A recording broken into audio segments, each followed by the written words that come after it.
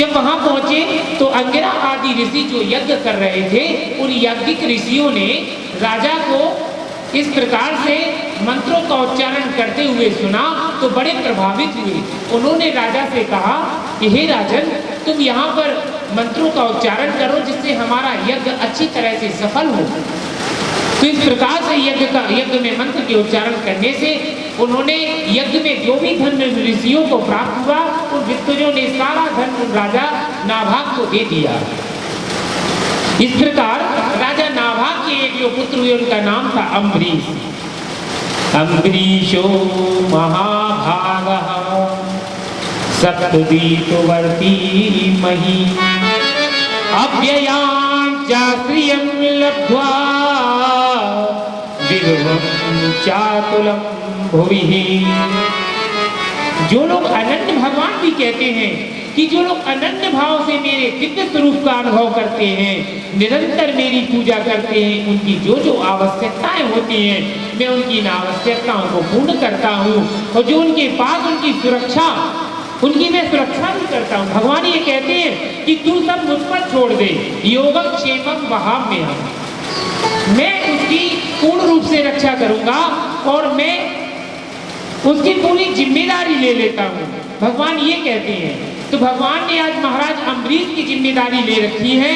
और अम्बरीश जो महाराज थे वो इतने तपस्वी थे, इतने कि स्वयं हर कार्य करते थे, कोई भी कार्य स्वयं करते थे। जैसे कि भगवान का भोग लगाना है ना, तो अपने पुरोहितों से नहीं कहते थे कि जाओ जाकर मंदिर में पूजा करते, नहीं, स्वयं भोग लगाते थे और स्वयं भगवान को स्नान कराते थे। और स्नान कराने के बाद उनका श्रृंगार भी स्वयं करते थे, पूजा टहल भी करते थे, लीपना पोतना जो कुछ भी करना स्वयं महाराज अम्बरीश अपने हाथों से। जबकि सप्त दीपवर्ती वही पूरे 7 दीपों के राजा थे, लेकिन फिर भी भगवान की पूजा में कोई आलस्य नहीं था, स्वयं अपना कार्य स्वयं करते थे। आजकल तो क्या होता है कि किसी आश्रम में भी जाओ तो अगर कोई संत महात्मा है तो वो किसी को रख देंगे और वो आराम से पूजा पाठ करता रहेगा। महाराज जी ऐसा है, मतलब यदि कोई भी अच्छा संत, ये क्या होता है कि जब धन बढ़ जाता है किसी को फुर्सत नहीं होती है, स्वयं पूजा नहीं करते हैं, रखने किसी को ऐसा पूजा पाठ के लिए रख लेते हैं, स्वयं नहीं करते। ये कई जगह ऐसा होता है। लेकिन वो राजा होते हुए भी उनके पास तो इतना पैसा था, फिर भी वह जो है स्वयं भगवान की पूजा करते थे। नाभाग के ये पुत्र थे अम्बरीश जी। राजा अम्बरीश को महाभाग कहा गया। अभी हमने आपको इस श्लोक में बताया अम्बरीशो महाभागः। अब देखिए महाभाग प्रत्येक को नहीं कहा जाता है। महाभाग राजा परीक्षित थे और महाभाग ही राजा अम्बरीश थे। तो अम्बरीश जी जो थे वो बड़े महाभाग थे। ये दुर्वासा ऋषि जैसे व्यक्ति का इन्हें ब्रह्म श्राप उनको काम नहीं किया, तो ये जो है स्वयं पूजा करते थे। एक बार की बात है, इन्होंने एकादशी का व्रत किया। एकादशी का व्रत किया तो एकादशी व्रत करने के उपरांत जब एकादशी व्रत हो गया तो अगले दिन द्वादशी के बाद में, द्वादशी कम समय की थी, द्वादशी के बाद तेरस लगने वाली थी, तो द्वादशी को भोजन किया जाता है। अब एकादशी के बाद जो पारायण किया इन्होंने व्रत का, तो वो द्वादशी उसमें लगे। द्वादशी की कुछ कम घड़ी थी, तो द्वादशी एकादशी साथ में। अब द्वादशी में इन्हें व्रत को तोड़ना था, तो इन्होंने जो है उसी समय इनने क्या किया कि उसी समय दुर्वासा ऋषि का आगमन हुआ। दुर्वासा ऋषि से इन्होंने कहा कि हे मुनिवर, आप हमारे अच्छे समय पर आए हैं, तो हमें पारायण भी करना है व्रत का, तो आप जो है पारायण करवा दीजिए। तो दुर्वासा ऋषि बोले कि ठीक है, हम थोड़ा स्नान ध्यान करके आते हैं, नित्य क्रिया से निवृत्त होकर आएंगे, तो आपका द्वादशी का व्रत एकादशी पारायण करा देंगे। अब वो लौट करके आए, जब तक यहाँ समय निकला जा रहा था और समय पूर्ण हो गया, द्वादशी निकलने को बिल्कुल समाप्त होने वाली थी। अब महाराज अम्बरीश ने तुरंत जो है अपने कुल पुरोहित की आज्ञा से जल के द्वारा आचमन कर लिया और जल से पारायण कर लिया भगवान के चरणामृत से।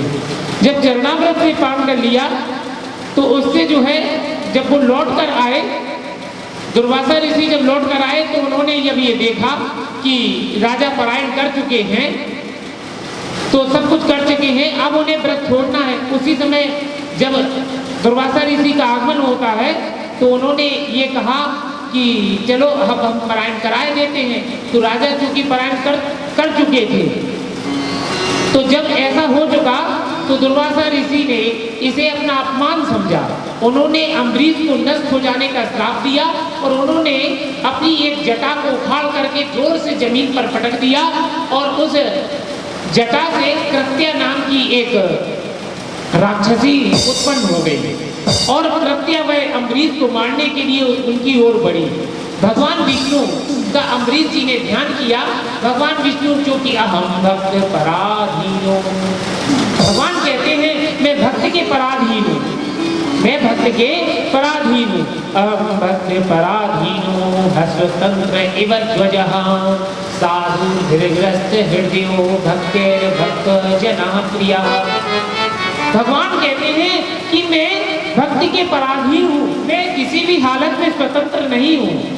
मेरे जो शुद्ध भक्त होते हैं वो जो भौतिक इच्छा से रहित हैं, जिनके अंदर कामनाएं नहीं रह गई हैं, जिसके अंदर निष्काम पूजा है, ऐसे मेरे शुद्ध भक्त जो भौतिक इच्छाओं से रहित हैं, मुझे भक्त ही नहीं भक्त के भक्त भी इतने प्रिय है जितना कि मुझे माता, जितना कि मुझे मेरी प्रिय पत्नी लक्ष्मी भी मुझे प्रिय नहीं है, इतना मुझे मेरे भक्त प्रिय है।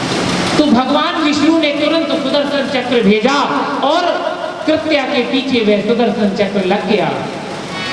भगवान कहते हैं नाहम आत्मानमासासे मद्भक्ते साधु भिर्विना